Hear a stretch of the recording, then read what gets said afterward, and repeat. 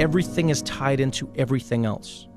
So while we're having a conversation around alcohol and sex, we also need to be talking about consent. While we're talking about consent, we also have to talk about toxic masculinity and the way men see themselves in relation to a woman. And a lot of the time, that's why men are doing what they're doing. You know, men don't take rejection well because it's somehow tied into their idea of how manly they are.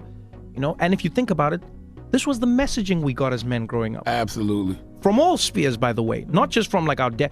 I remember growing up with Aaliyah. Listen to those lyrics today, people. Huh? If at first you don't succeed, dust yourself off and try again. What would you do to get to me? What would you say to have your way?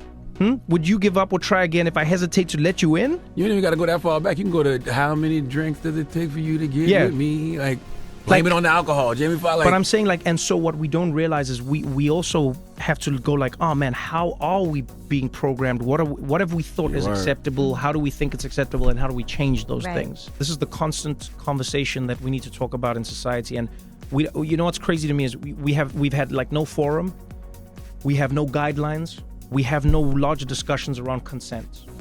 Okay.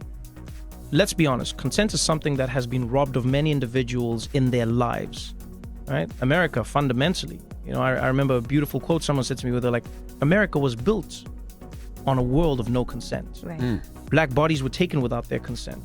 Women's bodies were taken without their consent. And this has happened around the world. Consent has always been growing and evolving. If you understand the human mind, and if you know how we are, a person who does something wrong to you has an interesting hold over you sometimes. Taking some power from you. I remember laughing with my bullies in school. You know, I remember like hanging out with them sometimes. Doesn't mean that they weren't bullying me.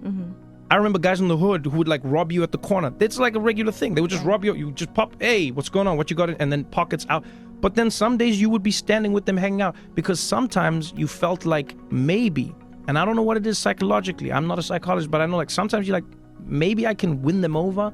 Maybe it's in my head. Maybe. And sometimes you feel like it's your fault too. That's the thing. You're like maybe it's me. Maybe this is just the world. Maybe this is. So I get where some people are like, oh, but then the person. It's like, yo, someone can do something wrong to you.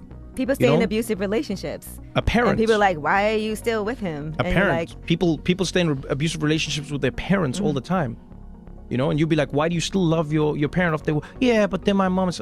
Man, life, our minds, the world are extremely complicated. I don't think that should take away from somebody saying, hey, I said no, and I don't care if this was a boyfriend or a husband, I said no, and he didn't listen. Time when marital rape wasn't a thing. Right, yeah, absolutely. They were like, you can't rape your wife, she's your wife. And it's like, yeah, but because she's your wife doesn't mean she's your property. She still has the right to say no. A lot of the time, people go back to the people who've hurt them.